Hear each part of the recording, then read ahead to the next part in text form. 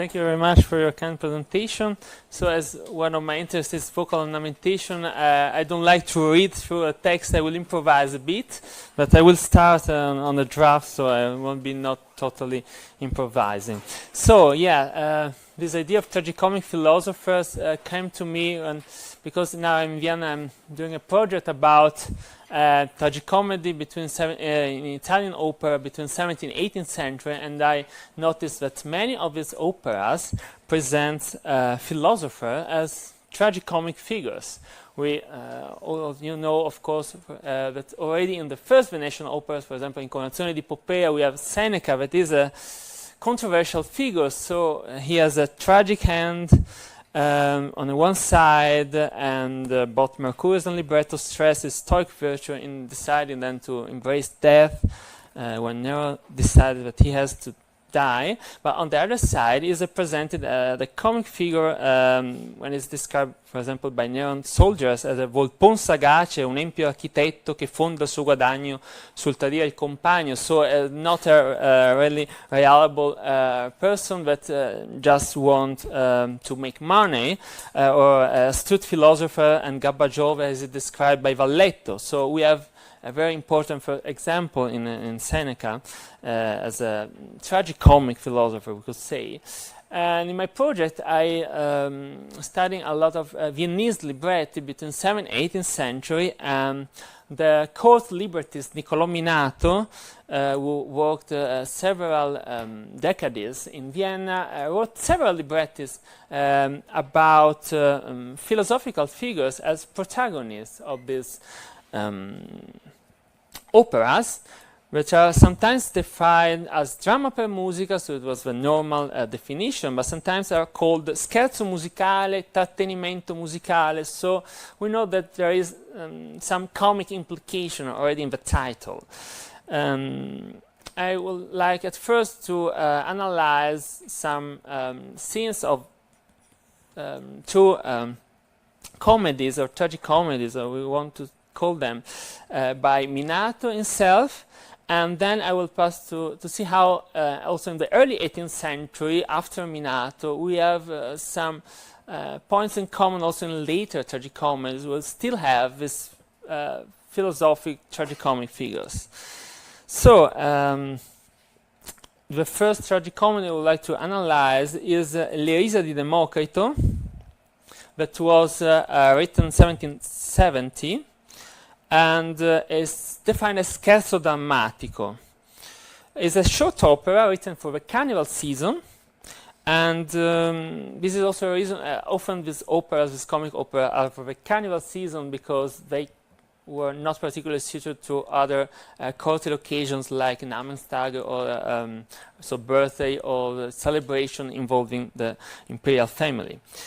We have from the first scene already a comic scene about Democritus, that is the protagonist of this opera, and Democritus is not yet on the scene, but we have a servant, Telo, that dances with a bear. That is already funny. And the bear flees, so leaves the scene because of the arrival of a philosopher. That because the philosopher is worse than a bear himself, as it says, a servant, so the bear itself flees, and the philosopher appears in the scene bad dressed, mal vestito is written in the libretto, so it gives for the first moment a bad image of himself, so not of a philosopher full of dignity, but someone who is not well dressed, and so is ridicule and object of mockery. And we have also himself, that is not only object of mockery from the other figures, for example Telo, his servant, but he himself subject of mockery, so he mocks other figures in the handling in the plot. And this type of let's say mockery is also set to music by the composer Antonio Draghi, where the first aria and the first act and the scenes, where is let's say, mocking the mankind itself, the whole mankind. And the text say, infelice, infelice umanità. And then we have a loathing, ha ha ha ha ha, that is set to music with repeated notes. It is made several times. So we have also the contrast between the melodic line in Infelice Umanità and also this descending line that is almost a tonale, so describing the unfortunate mankind. And on the other side, we have this loathing that is really set to music as represented in this way. And this is not an invention of Draghi that we find only in his composition. We have several compositions where Democritus is also musically described in this way. One example is this French cantata by Jean-Baptiste Stuck, several decades later, 1711. And this is a duet between Heraclite and Democritus. So this is quite common, this contraposition between Heraclite, that is the sad, the mournful philosopher, and Democritus, that is the happy one, happy, but in a sense that is also satirizing humanity, mankind. And we see that Democritus is singing melodic line when on the word rire, so loathing, he sings a lot of passages in coloratura that are representing in this melodic way loathing. But returning to Democritus, this figure of Democritus is quite interesting because in Minato, he is not only the philosopher loathing at mankind, and in this opera also at the court. So we have also an anti-culture figure, because he says that he wants to go to the court just in order to better loathe at the human folly. Courts are the center of lies. It is quite interesting for an opera written for a court. We know that in Viennese opera in these years we have also sometimes satiric meanings in the libretti, because as far as we know, probably the emperor himself wanted to attack his enemy internal to the court, so aristocrats were unfaithful, also through this libretti. So it was mocking themselves through the liberties, and so it could be also a reference to some figure of a court. So it's not so strange that for a court opera we have something like that. And I mean, we have not only Democritus, so it is loathing as someone, but we have also the Democritus philosopher who is studying science, who is studying the atom theory. So there is in the libretto some references to atom theory. And in the 17th century we have this merging two aspects of Democritus. There were actually several figures in the history. So the real Democritus was Democritus studying the atom theory, and then with Lucian of Samosata and so the literal tradition, we have also Democritus that is represented in this way. So the philosopher loathing and mankind. And in Minato we find these both figures that are merged in the same one. The interesting thing about the next libretto that I wanted to speak about is another libretto that has Democritus as protagonist, but not written for Viennese court, but for the Venetian theatres by Matteo Nois in 1701. So Matteo Nois was one of the most important librettists in Venice, and he wrote a Trattenimento musicale. So also in this case we have a special denomination. It is not a normal dramma per musica, and it's Il delirio per l'incostanza dei geni. In this opera we have Democritus as protagonist that looks at the choices of several characters. So we have several characters in Athens, and they have one want to marry someone else, one want to embrace sacerdotal life, one prefers war, political power. So we have different choices of life, and it looks at all of them. They change their mind, And then we have the catastrophe. So they have to return to their initial decision to reach the happy ending. So in this case, Democritus is a negative figure because he destroys almost the lives of these people until they understand that they had to, their first choice was the right one. In the preface, Matteo Noyes explains that the reason why he decides to write a trattenimento musicale, he needs to justify himself, how to say. And he says, può ben una volta l'idea drammatica prendersi qualche licenza e per introdurre novità fantasiosa farti comparire un allegro capriccio e curioso immaginato dalla bizzarria. Fu introdotto Democrito filosofo, tanto amico del riso, per trarre dal ridicolo il morale e dalla pazzia la politica. Questa è stata l'idea.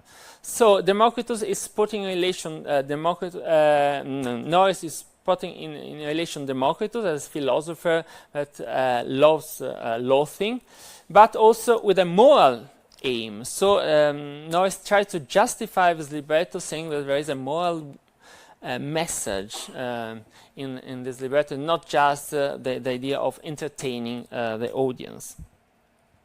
Returning to Minato, Minato wrote other libretti about philosopher, and one of the most famous one, also because it was set to music by several composers, is La pazienza di Socrate con due mogli, 1680. For example, not only Antonio Draghi set it to music in Vienna, but also later, 1721, Telemann in Hamburg with a German translation entitled Der geduldige Sokrates.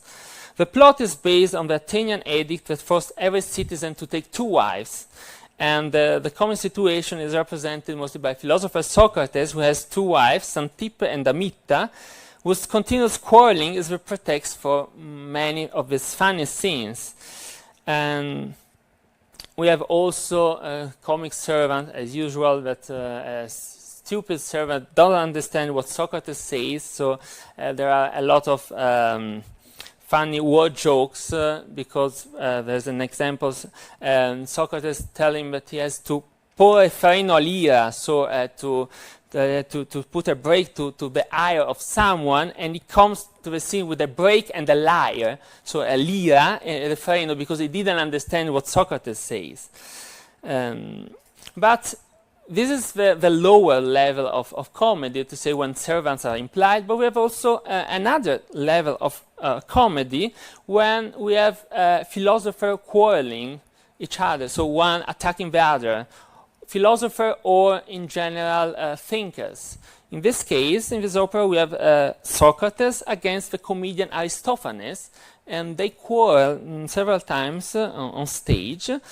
For example, there is this scene where Aristophanes and Socrates attack each other, and Aristophanes says, "Che fai qui, pedagogo? Adopro i sensi che natura mi die, veggo ed ascolto. Questo fanno anche I bovi." So he says that it's like a cow, and he says, "È vero, tu me lo provi. Oh, bel pedante irsuto, bel poeta nasuto." So we have really attacks about the physical appearance. Taci, calvo, deforme, contraffatta figura. Io sono del bel Parnaso, canoro cittadin. So Aristophanes declares that himself is a poet coming from Parnassus. But Socrates attacks him with a reference to frogs by Aristophanes, because he says, vi son cigni in Parnaso e vi son rane. So he says, okay, there are swans in the Parnassus, but you are probably like a frog, because there are also frogs in Parnassus. So in this case, we have very low comic attacks about physical appearance, but we have also erudite references to literature, because there is a reference to Aristophanes' frogs. This idea of two philosophers quarreling, invented by Minato here in this libretti, continued also after the death of Minato. So we have also in the first decades of the 18th century, in Tragicomedie per musica, these libretti were written mostly by Pietro Pariati, who was a librettist coming from Modena, and then moving to Venice, where he met Apostolo Zeno, and he learned to be a librettist with Apostolo Zeno, and then he moved to Vienna, where he worked many years and wrote 6 tragicomedie per musica. And many of his tragicomedies as philosophers, not as a protagonists, but as secondary characters, but have always these tragicomic characters. So they're not like servants, not low comic characters, but they're not completely serious. So there is always comic scenes involving them. For example, in Alessandro in Sidone, 1721, I will explain the plot. Alexander the Great has conquered Sidon and would like to choose a new sovereign for the town. And he would like to choose a philosopher, because he learned from Aristotle the philosophers are very important figures, and he has 2 completely different figures, the cynic Crate, Crate in Italian, and the Cyrenaic Aristippo. So Crate is one who lives in complete poverty. He doesn't want to possess anything, and he doesn't have a good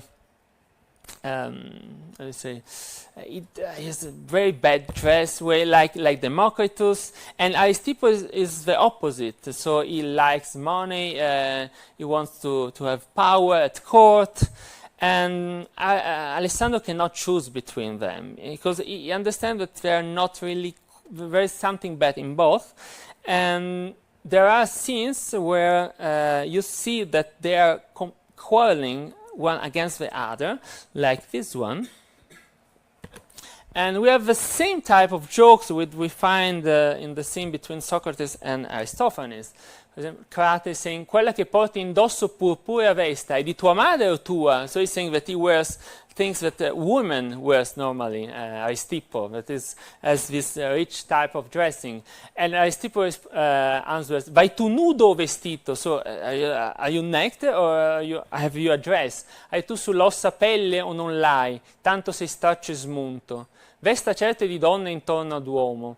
Chi guardi tu? Per lì forami io guardo del tuo lacero paglio se t'esce la pazzia, ma l'hai nel capo. So Aristippo is saying to Crate, I'm looking where the folly is coming out. It's coming out from the holes of your dress, but I say it's coming from your head. So really heavy insults.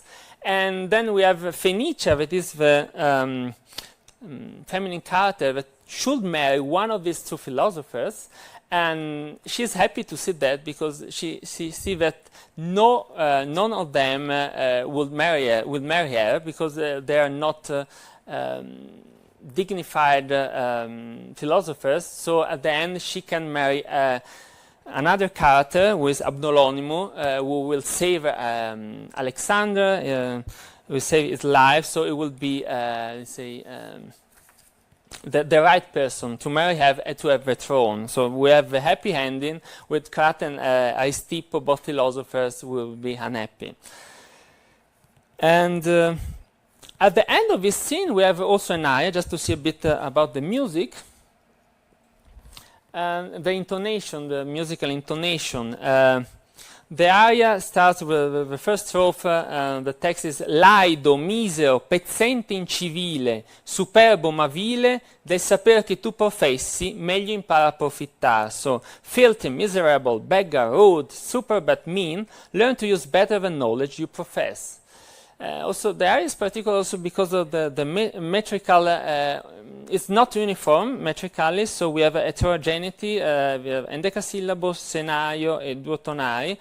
That is a type of versification that also Zeno allowed. So this type of, probably, this aria was written by Pariati, but Zeno collaborated to this opera, so it could be also by him, this type of versification. And Conti's setting, Francesco Bartolomeo Conti's setting, Conti was a composer working there in those years, has to cope with this irregularity. So we have a melodic line that is very asymmetrical with a lot of leaps rather than conjugate movements. And the B section that you can see in the second line is almost a parlando section. So like typical of intermezzi, for example, and Conti and Pariati composed many intermezzi in those years. So we have a mixture of styles in this aria. It's a satiric aria that is something of a comedy.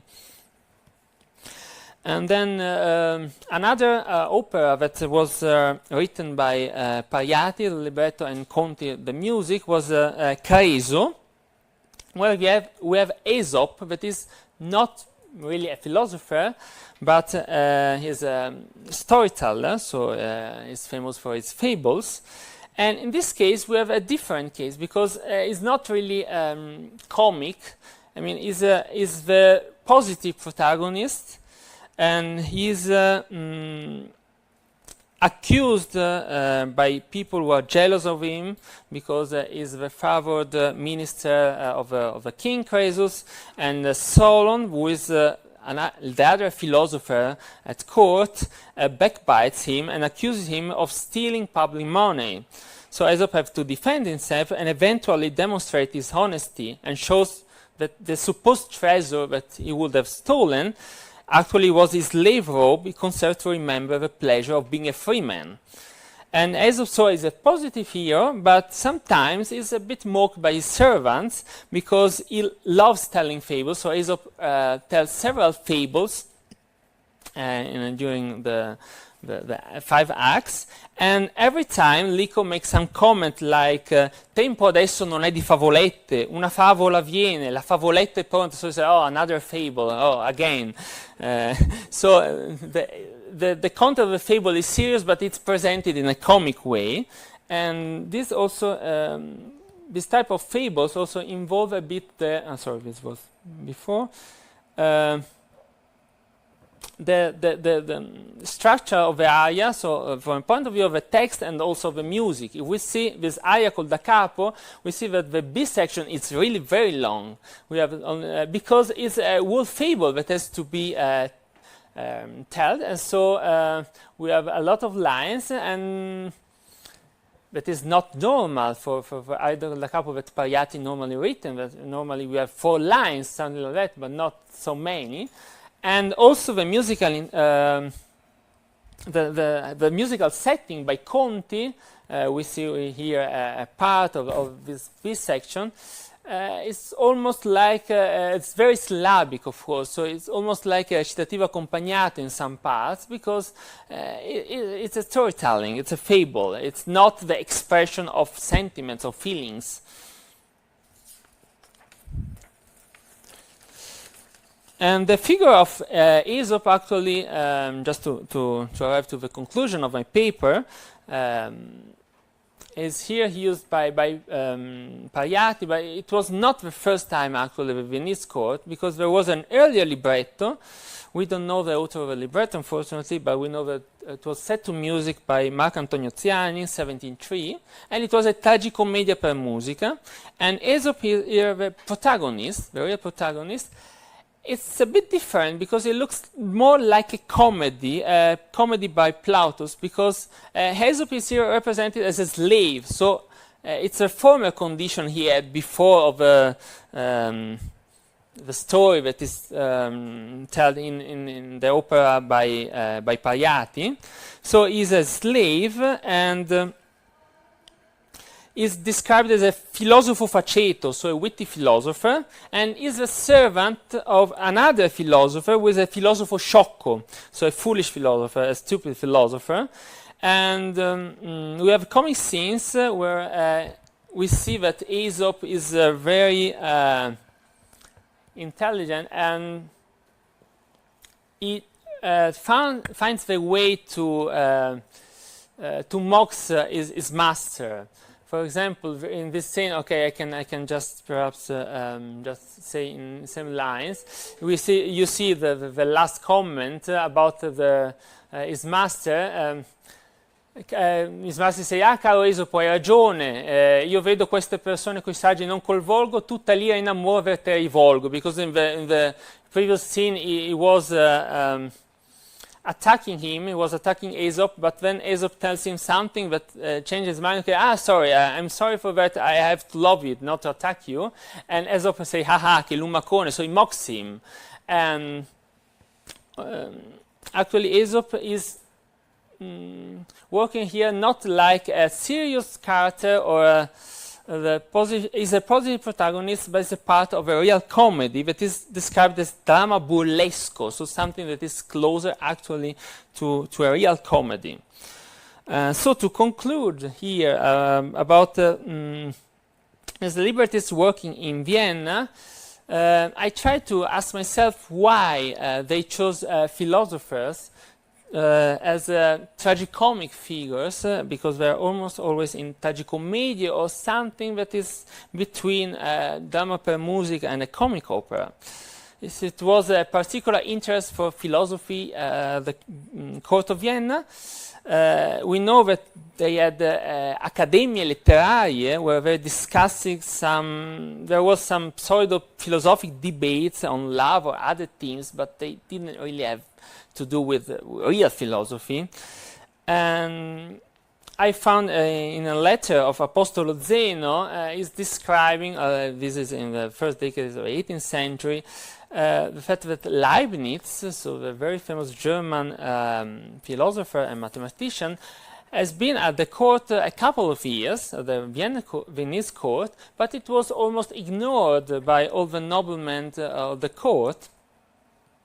So he says in one of his letters, si fece ogni sforzo da chi persiede per avere al suo servizio il Leibnizio, uno dei più dotti uomini della Germania e forse il più dotto che a suo tempo vivesse. Fu in Vienna e ci stette per più di 2 anni e ne partì disperato senza aver ottenuto cosa alcuna di quanto gli era stato promesso. Quanto più lo sapevano dotto, tanto più i ministri lo avevano sospetto.